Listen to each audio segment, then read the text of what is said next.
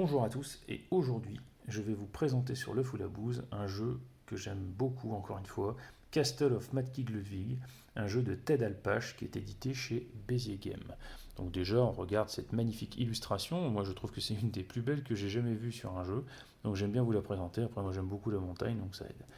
Donc ce jeu je vous en parle tout simplement parce qu'il va y avoir un Kickstarter très bientôt avec une édition collector qui va paraître voilà, là, dans le courant du mois. Donc je me dis que peut-être que certaines personnes seraient intéressées de voir à quoi ressemble ce jeu.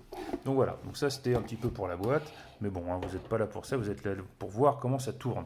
Donc c'est un jeu de pose de tuiles, donc je vous montre un petit peu. Chaque joueur aura devant lui, il démarrera avec une petite tuile ici présente, qui sera le début de son château, et il va essayer de réaliser le château qui lui rapportera le plus de points en fin de partie. Donc là, je vous montre ici, c'est la piste de score. Donc au fur et à mesure de la partie, on va marquer des points, et il y aura des points cachés et des points objectifs à la fin qu'il faudra essayer d'obtenir. Donc ce jeu se joue de 1 à 4 joueurs. Alors je n'ai jamais joué à ce jeu à un joueur, mais en tout cas c'est possible, c'est une course au point. Moi j'aime pas trop ce système de solo, mais bon, en tout cas ça peut peut-être plaire à certains. Sachez que ça existe. À 2 joueurs, il faut à peu près 1 heure et demie pour finir la partie, et il faudra rajouter une demi-heure par joueur supplémentaire. Voilà. Donc le jeu a certaines originalités. Donc bon, alors au niveau de l'esthétique, comme vous pouvez le voir, bon, c'est un petit peu austère, hein, il faut quand même le dire, mais c'est aussi un souci d'ergonomie pour que ce soit pratique qu'on a choisi ce système un peu de couleurs. Donc vous avez différentes formes de salles. Vous avez des salles donc de toutes formes, hein, comme vous pouvez le voir, et de toute taille. Donc il va falloir, vous allez voir, ça va vous créer forcément des contraintes de pose, puisque en fonction tout simplement de la forme de vos salles, eh ben, vous ne pourrez pas forcément les poser, puisqu'elles seront obligatoirement connectées aux autres salles. Et évidemment, vous allez voir, on ne pourra pas faire tout ce qu'on veut. La deuxième chose, c'est que c'est un jeu qui va se jouer d'abord avec une phase d'enchère. Cette phase d'enchère est particulièrement astucieuse, puisqu'en fait, chaque joueur aura la possibilité d'être ce qu'on appelle l'architecte. Donc l'architecte aura dans sa main un peu ce pion là, qui sera un pion qui lui permettra d'avoir un pouvoir pour ce tour. Ça veut dire que c'est lui qui va choisir à quel endroit se trouveront chaque pièce ici présente. Comme vous pouvez le voir ici, il y a un prix. Donc il faudra tout simplement, les autres joueurs sont obligés de payer le prix indiqué, mais par contre c'est le dernier joueur, enfin c'est le joueur qui possède ce pion qui choisira quel est le prix de la tuile. Donc une fois que tous les joueurs ont payé la tuile, ils verseront l'argent à l'architecte. Donc l'architecte va devoir faire attention de ne pas mettre les tuiles les plus intéressantes pour les autres joueurs à un prix trop élevé, sinon elles ne seront pas achetées, et dans ces cas-là, l'architecte ne se fera pas de fric. Et ça, c'est le seul moyen de se faire de l'argent quasiment. Et un autre moyen, ça sera de passer son tour, mais ça rapporte que 5000, donc il faut vraiment essayer de faire en sorte que l'autre joueur achète. Les tuiles restantes auront un petit bonus, c'est qu'on posera dessus la somme de 1000, ça veut dire ce qui réduira mécaniquement en fait le prix de la tuile par rapport à son prix indiqué.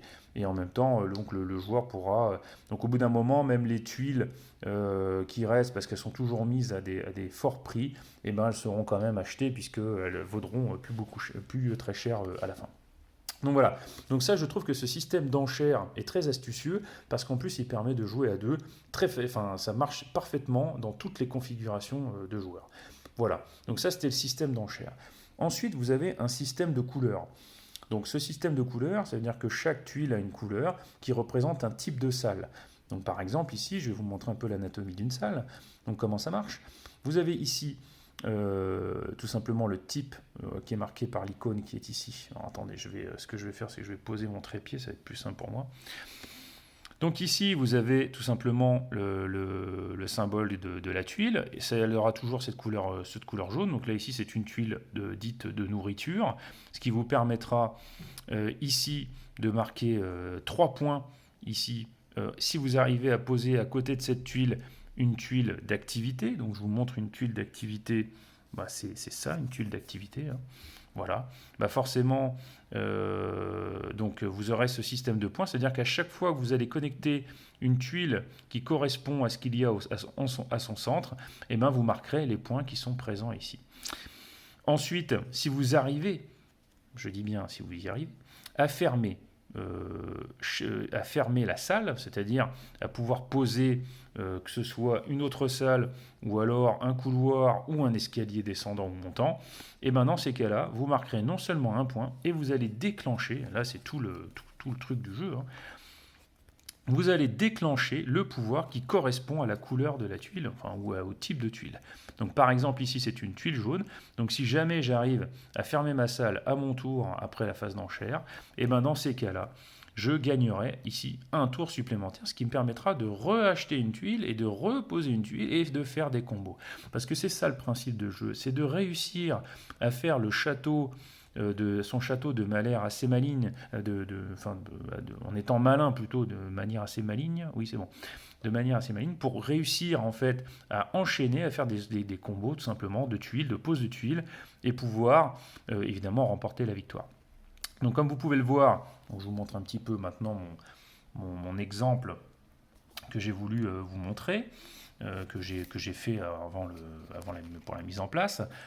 Donc comme vous pouvez le voir ici, j'ai réussi à fermer plusieurs salles, donc je marque dans ces cas-là les points, et ces points ils sont marqués automatiquement sur la piste de score que je vous ai montré tout à l'heure. Et donc on va pouvoir un petit peu voir, moi j'aime bien ces jeux-là, où on peut voir quand même le score défiler, et qu'on n'a pas l'impression de la salade de points à la fin, là, qui peut vous rendre amer, parce que vous pensez que vous avez bien joué, puis en fait il y en a un qui vous a explosé, vous n'avez rien vu. Donc moi, j'aime bien ce système. En tout cas, sachez que vous avez du coup, donc comme je vous ai dit, vous avez une contrainte qui correspond tout simplement aux entrées et aux sorties de chaque salle, parce que il va falloir, vous ne pourrez pas poser forcément. Des fois, il y a des tuiles qui vont très intéressantes, puis vous allez vous rendre compte, vous ne pouvez pas les poser. Et puis évidemment, c'est tout le sel du jeu, hein. Donc il y a énormément de pouvoirs différents. Donc, vous avez 8 types de salles différentes, et il va falloir faire matcher tout ça. Donc ensuite, vous avez un système où vous aurez la possibilité déjà en début de partie, vous aurez quelques petits points cachés quand même, qui sont représentés par des cartes objectifs que vous avez en début de partie. Et ensuite, vous allez en gagner, tout simplement, à chaque fois, vous allez réussir à faire une carte, ce qu'ils appellent utility, hein, c'est-à-dire par exemple une forge ou ce genre de choses. Et dans ces cas-là, vous aurez la possibilité, vous voyez, de gagner des nouvelles cartes. Là, les parcs vous permettront de gagner de l'argent, les salles d'activité vous permettront de gagner des points de victoire. Ici, si vous arrivez à fermer un corridor, donc un couloir, et vous en aurez un gratos, etc., etc., etc. C'est un jeu franchement qui est assez formidable parce qu'il est très très satisfaisant, hein, je vais utiliser ce mot, puisque c'est un mot très à la mode maintenant. Donc je l'utilise parce qu'en fait déjà vous allez voir votre château se construire au fur et à mesure. Et puis vous allez voir que finalement les tuiles sont assez sympathiques, elles sont, je dirais pas vraiment très détaillées, mais quand même, on se plaît finalement à construire son château, à le regarder tout simplement augmenter, de se dire tiens je vais poser ça comme ça, puis finalement on s'y plaît à faire son petit truc. Enfin moi personnellement c'est mon cas, à ce jeu je prends toujours du plaisir, même si je perds, à réaliser mon petit truc, surtout qu'il faut quand même bien réfléchir à beaucoup de choses, beaucoup de critères. Il y a beaucoup de choses finalement à penser, ce qui en fait quand même un jeu avec des règles simples, mais un jeu qui est quand même expert. Il faut quand même bien jouer pour gagner, hein, vous ne gagnerez pas par hasard. Je vous ai dit, en tout cas, sachez qu'à deux, c'est hyper tactique, mais c'est comme souvent dans les jeux à deux. Et puis par contre, à 4, c'est un petit peu plus, vous avez un petit peu plus de chance, hein, quand même, c'est un peu plus chaotique, parce que c'est difficile de surveiller les 4 châteaux de tout le monde. Mais bon, sachez qu'il reste aussi très agréable dans toutes les configurations de jeu. Voilà. En plus, donc comme je vous ai expliqué, vous avez à la fin un système aussi de points que vous pouvez gagner en fonction de votre positionnement. Par exemple, ici, c'est le nombre de tuiles de couleur bleue que vous possédez, qui sont en fait les tuiles où on dort, hein, c'est pour ça que c'est les 3 Z. Ici, c'est les tuiles de bouffe. Vous gagnerez aussi des points en fonction de votre positionnement sur ces objectifs de fin de partie. Donc, il y a aussi une course à cet objectif dans la partie. Voilà, donc Castle of Mad King Ludwig, je vous le conseille fortement. Ce que vous voyez, les objets en bois ici, là, c'est moi qui ai acheté un insert parce que c'est plus facile à le mettre en place, parce que bon, c'est un jeu qui n'a pas de rangement dans sa boîte de base, et je dirais qu'un de ses défauts, c'est, outre une esthétique un peu particulière, mais qui est parfaitement adaptée pour jouer correctement, c'est pour ça qu'il y a ces coloris assez tranchés, mais bon, au moins on voit ce qu'on fait. C'est que la mise en place est un petit peu longue pour mettre les tuiles. Donc moi j'ai acheté un insert parce que c'est plus facile pour le faire. Donc voilà, j'espère en tout cas que l'édition collector peut-être vous donnera envie de passer le pas et d'acheter ce formidable jeu. Comme je vous l'ai dit, cette règle en français se trouve très facilement sur le net. La version collector aura peut-être un insert aussi qui vous permettra de vous dire, bah voilà, c'est un peu plus simple à installer. Sachez tout de même que ça vaut vraiment le coup. C'est un jeu que j'ai pas retrouvé ailleurs. Je trouve que la thématique est sympa. Pour un jeu de pose de tuiles, la thématique est tout à fait adaptée. Donc franchement, foncez, c'est un jeu vraiment hors du commun. Voilà. Je vous dis à bientôt. J'espère que cette vidéo vous a plu et vous a donné envie de jouer encore une fois à un nouveau jeu. Et je vous dis au revoir et à très bientôt. Salut!